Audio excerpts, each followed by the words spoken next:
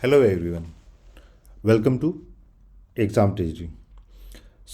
आज के इस वीडियो में हम लोग डिस्कस करने वाले हैं जेएनयू एमए इंटरनेशनल रिलेशन का जो कट ऑफ था 2023 2024 यानी 2023 का जो एंट्रेंस एग्ज़ाम हुआ था। तो पर क्वेश्चन अगर हम लोग जैसे कि बात करते हैं सीयूईटी में आपकी जो है जो डोमेन स्पेसिफिक है ये 75 क्वेश्चंस पूछे जाते हैं। तो ये 75 क्वेश्चन में आपको कितने क्वेश्चन सॉल्व करने की ज़रूरत है सो दैट आपको जो है जेएनयू जैसे इंस्टीट्यूशन में एमए आईआर में एडमिशन मिल सकता है। और ये एक स्पेकुलेशन है बेस्ड ऑन जो 2023 का कट ऑफ है, क्योंकि जो जेएनयू का जो मार्क्स अगर आप देखते हैं यहाँ पे जो भी कट ऑफ मार्क्स है ये परसेंटेज बेसिस पे दिया जाता है। तो उसको कैसे कन्वर्ट किया जाए आज की इस वीडियो में हम लोग इसी के बारे में बात करेंगे। और जो जेएनयू का जो कोड है वो है IRAM। सबसे पहले अब देख लेते हैं जो जनरल कैटेगरी का है वो 67 मार्क्स है जो परसेंटेज बेसिस पे है। तो जेएनयू क्या करती है, जैसे सीयूईटी का जो आपका एग्ज़ाम होता है फॉर 75 क्वेश्चंस ये 300 मार्क्स का होता है। तो जेएनयू आपकी ये 300 मार्क्स को जो है परसेंटेज बेसिस में डिवाइड करती है। फॉर एग्जांपल आपने अगर 240 स्कोर किया है तो 240 बाय 300 इंटू 100, तो ये आपके निकल के आ जाते हैं 80%। तो यहाँ पे आप जो भी मार्क्स देखते हैं ये सारे उसी परसेंटेज बेसिस के ही यहाँ पे सारे आपके वो परसेंटेज बेसिस के ही मार्क्स आते हैं। तो अब इसको कैसे कन्वर्ट किया जाए, क्योंकि परसेंटेज में करते हैं तो जो भी आपका स्कोर आता है उसको डिवाइड बाय 3 करना होता है। और जो भी आपका क्वेश्चंस होते हैं इनको मल्टीप्लाई बाय अगर आप 4 करते हैं तो आपका जो है टोटल नंबर ऑफ क्वेश्चंस के बेसिस पे निकल कर आता है। तो जनरल कैटेगरी का सबसे पहले एक बार हम लोग डिस्कस करते हैं। जो परसेंटेज यहाँ पे आप देख पाइएगा 67%। जनरल कैटेगरी का आपका 67 परसेंटेज था, तो 67 इंटू 3 मल्टीप्लाई करना है। तो 67 इंटू 3 अगर करते हैं तो ये आपका निकल करता है 201। अब 201 को डिवाइड बाय अब आपको 4 करना है, क्योंकि पर क्वेश्चन जो है आपके करेक्ट जो मिलते हैं मार्क्स वो 4 मार्क्स मिलते हैं, क्योंकि 75 इंटू अगर आप 4 करते हैं तो ये आपका 300 हो जाता है। ये आप 67 इंटू 3 अगर आप मल्टीप्लाई करते हैं तो 201 और डिवाइड बाय 4 करते हैं तो रफली मान के चलिए अराउंड 50 क्वेश्चन। अब ये नहीं है कि सिर्फ 50 क्वेश्चन सॉल्व कर देने से आपका जेएनयू में एडमिशन हो जाएगा, क्योंकि जब 75 क्वेश्चंस हैं और एज्यूम करें कि आपने हर एक क्वेश्चन को अटेम्प्ट किया है तो इसके जो नेगेटिव मार्किंग होते हैं ये -1 होता है, यानी पर क्वेश्चन पर करेक्ट क्वेश्चन आपके जो है आपके 1 मार्क्स कट जाते हैं। तो 50 को माइनस करते हैं 75 में, यानी 25 क्वेश्चन। तो अब 25 क्वेश्चन को किस तरीके से डिवाइड किया जाए कि आपका नेगेटिव पॉजिटिव खत्म हो जाए। तो अगर आप 5 भी सही करते हैं तो 5 सही करने के आपके जो है हो जाते हैं 20 मार्क्स, और 5 सही करते हैं तो बच जाते हैं 20, यानी 20 अगर आप -1 भी करते हैं तो आपके 20 जो है नेगेटिव मार्किंग हो जाता है, यानी ये कैंसिल आउट। तो अगर हम बात करें कि कितने क्वेश्चन मिनिमम सही करने हैं तो आपको जो है ये 50 और प्लस ये 5 यानी 55 क्वेश्चन आपको एटलीस्ट सही करने होते हैं। और ये 55 क्वेश्चन जब हम सही करने की बात कर रहे हैं तो ये लास्ट कैंडिडेट का जो एडमिशन हुआ है जनरल कैटेगरी में उन्होंने एटलीस्ट 55 क्वेश्चन जो है सही किया है, तभी उनका एडमिशन हो पाया है। वैसे ही देखते हैं जो नेक्स्ट कैटेगरी है शेड्यूल कास्ट। तो शेड्यूल कास्ट का जो कट ऑफ परसेंटेज गया था ये था आपका 56%। ये आप यहाँ पे देख पाइएगा शेड्यूल कास्ट का एससी का कट ऑफ मार्क्स, तो ये 56 गया है। तो वैसे ही अगर शेड्यूल कास्ट का मल्टीप्लाई करें तो 56 इंटू 3 यानी हो जाता है आपका 168। 168 डिवाइडेड बाय 4 करते हैं तो आपका हो जाता है 42। यानी अब 42 को अगर हम लोग 75 से माइनस करते हैं तो रफली आपके पास जो क्वेश्चन बच जाते हैं 32 या 33।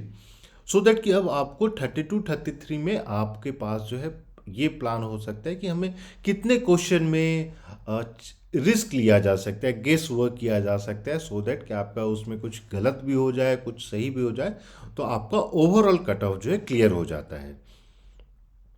तो 33 में अगर हम मान लीजिए माइनस कर देते हैं 7, तो 7 फोर्स 28, 28 मार्क्स आपका पॉजिटिव हो जाता है। और 33 में 7 माइनस करते हैं तो आपका हो जाता है 26 क्वेश्चन। यानी 26 क्वेश्चन अगर आप गलत करते हैं तो -26 मार्क्स हो जाता है, यहाँ पे आपके +28 यानी डिफरेंस का 2, यानी आपको 42 + 7, यानी आप अगर शेड्यूल कास्ट कैटेगरी से हैं तो 49 क्वेश्चन एटलीस्ट जितने भी सही किया है उसका एडमिशन हो गया जेएनयू जैसे इंस्टीट्यूशन में। यानी to be on the safer side आप 75 में से एटलीस्ट जो है 50 क्वेश्चन मिनिमम सही करना पड़ेगा। अब एक बार जो है हम लोग एक सेपरेट वीडियो में 2022 का भी कट ऑफ डिस्कस कर लेंगे, सो दैट कि अप्स एंड डाउन्स के बारे में आपको पता चल जाए। शेड्यूल ट्राइब की बात करते हैं तो 50%, तो वैसे ही अगर हम लोग 50 × 3 = 150 हो जाता है, डिवाइड बाय 4 अगर हम लोग बात करते हैं, मतलब इसमें 0.33 यानी 1 मार्क्स 151 आपका अप्रॉक्स बैठता है। तो इसमें आप मान के चलिए कि 37 क्वेश्चन आपने सही करना है, आपको एटलीस्ट 37 क्वेश्चन जो है सही करना है। अब 37 क्वेश्चन अगर आप सही करते हैं तो रफली 75 में से अगर आप 37 माइनस करते हैं तो यहाँ पे आपके पास जो टोटल नंबर ऑफ क्वेश्चंस बच जाते हैं वो 38 है। तो 38 में रफली अगर आप 8 भी सही करते हैं, सो उस केस में क्या हो जाता है कि 8 सही करने से 32 मार्क्स हो जाते हैं, और आपकी जो नेगेटिव मार्किंग है वो 30 मार्क्स हो जाता है, तो आपके पास 1 मार्क्स और बच जाता है। यानी अगर आप शेड्यूल का ट्राइब से हैं तो 37 + 8 यानी 45। सो जितने भी ऐसे कैंडिडेट थे जिन्होंने टोटल 75 में से 45 क्वेश्चन सही किया है उनको एडमिशन मिल गया है। अब यहाँ पे हम लोग सिर्फ पार्ट बी की बात कर रहे हैं, जेएनयू जो है पार्ट ए को कंसिडर नहीं करता है, तो इस चीज़ का ध्यान रखना है। वैसे ही अगर जो पीडब्ल्यूडी कैंडिडेट हैं उनका 47 है, तो 47 × 3 अगर हम लोग करते हैं तो 141 आपका रफली बैठता है in terms of total number of questions की अगर हम लोग बात करते हैं। अब नेक्स्ट जो है अगेन आपको डिवाइडेड बाय 4 करना है। सो डिवाइड बाय अगर आप 4 करते हैं रफली तो आप मान के चलिए कि 35 क्वेश्चन, तो ज़्यादा ऐसा नहीं है कि ज़्यादा अंतर है, तो 35 यानी आप यहाँ पे भी मान के चलिए 35 अगर आप सही करते हैं तो इसमें +8 अगर आप कर लेते हैं, 9 कर लेते हैं, तो यहाँ पे भी 44 43 तक आप सही कर देते हैं आउट ऑफ 75, तो आपका एडमिशन होने का चांस है। नेक्स्ट हम लोग बात करते हैं ओबीसी। ओबीसी का है 60.667।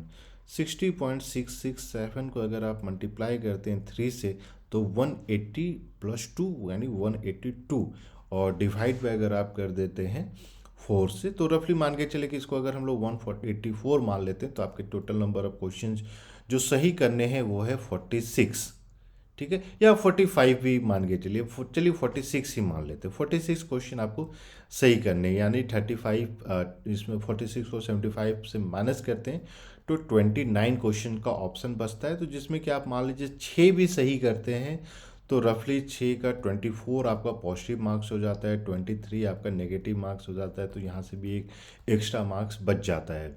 यानी 46 + 6 यानी 52 क्वेश्चन जिस ओबीसी कैंडिडेट ने 2023 में एडमिशन लेने के लिए सही किया है टोटल 75 में से, उनको एडमिशन मिल गया है। अब नेक्स्ट जो हम लोग बात करते हैं वो है ईडब्ल्यूएस कैंडिडेट। तो ईडब्ल्यूएस कैंडिडेट के लिए आपका 62.667 यानी आपका 188, अगेन 188 डिवाइडेड 4 करते हैं तो यहाँ पे आपका 47 क्वेश्चन जो है रफली निकल कर आता है। तो रफली 47 क्वेश्चन, तो इसमें भी आप जो है 6 और ऐड कर दीजिए, 7 और ऐड कर दीजिए, तो यानी 54। तो ये रफली मान के चलिए कि अगर आप जो है जनरल कैटेगरी से बिलोंग करते हैं तो मिनिमम आपको 55 सही करना पड़ेगा, और ओबीसी से हैं तो 52 53 आपको सही करना पड़ेगा। अगर आप ईडब्ल्यूएस कैंडिडेट हैं तो 53 54 आपको सही करना पड़ेगा, ठीक है। ये मिनिमम क्वेश्चन की हम बात कर रहे हैं, जितने ज़्यादा से ज़्यादा क्वेश्चन सॉल्व करते हैं उतनी अच्छी बात है। एससी कैटेगरी से हैं तो आपको मान के चलिए 45 क्वेश्चन, अगर आप एसटी कैटेगरी से हैं तो 42 43 44 जो भी क्वेश्चन आप सही कर सकते हैं। अगर आप जो है पीडब्ल्यूडी कैंडिडेट हैं तो इस केस में आपको जो है टोटल नंबर जो क्वेश्चन सही करने की ज़रूरत है, ये भी आप मान के चलिए कि हाँ रफली जो है SC ST हैं तो यहाँ लास्ट ईयर के अनुसार से आपको 50 करेक्ट करने की ज़रूरत है, और PWD में आपको 44-45 करने की ज़रूरत है। तो ये आपका एक रफ एस्टिमेशन हो जाता है कि आपको मिनिमम कितने क्वेश्चन सॉल्व करने होते हैं जो 75 में से है।